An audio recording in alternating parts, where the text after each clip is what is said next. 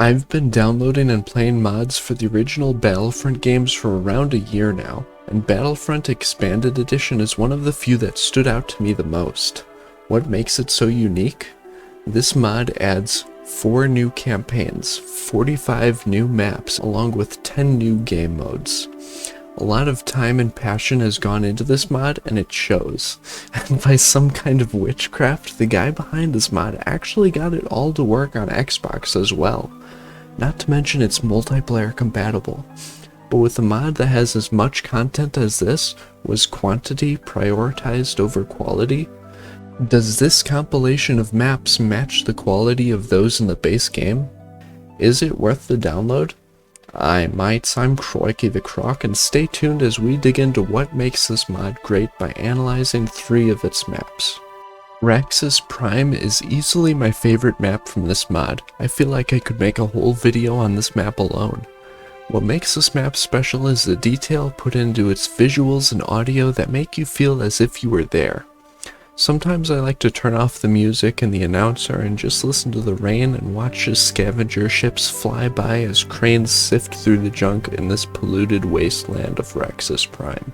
You notice the Empire using ATTEs and clone walkers, and wonder to yourself, is this during the transitioning phase from Republic to Empire and the beginning of the Dark Times era, or is this at the very end of the Galactic Civil War, where both sides have exhausted their resources to the extent that they're scavenging old weapons and technologies?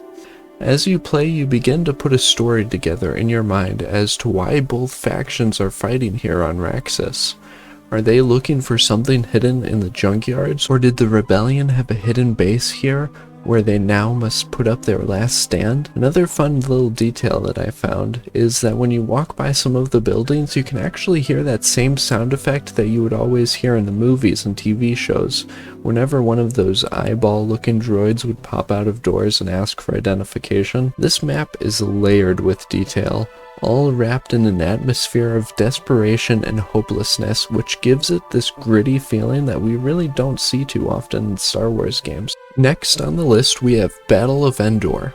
At its core, the Battlefront games have always been about dropping you into large-scale battles that were really only skimmed over in the movies. This map captures that chaos. Now personally, I really didn't like the default Endor map from the classic Battlefront games, mainly because of the huge advantage the rebels had and how flat and uninteresting the majority of the map was.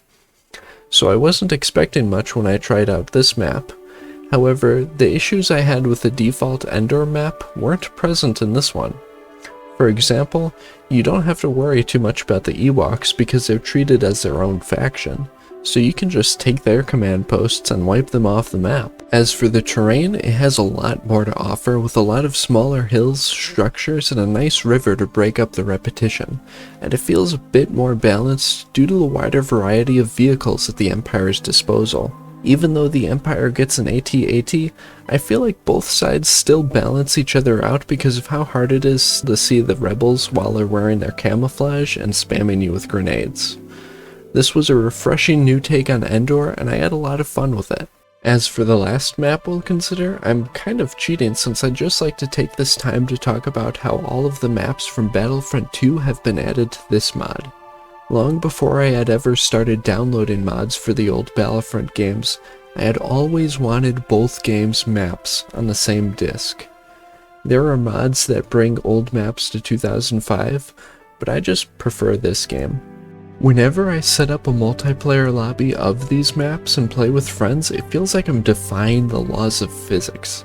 You'll notice that these maps even have the default 501st skins for the clones from 2005. However, it would be nice if there was a way to play as the Phase 1 troopers, which actually reminds me, I do plan on making a video sometime soon comparing both Battlefront 2004 and 2005 and analyzing how they hold up to each other, so stay tuned. All in all, this is a fantastic mod. It certainly stays true to its name by expanding on what we loved from the original Battlefront. I recommend giving it a try for yourself, you'll have a blast. Well, I hope you liked the video. I'll be making more like this in the future, but that's all from me. Crikey out.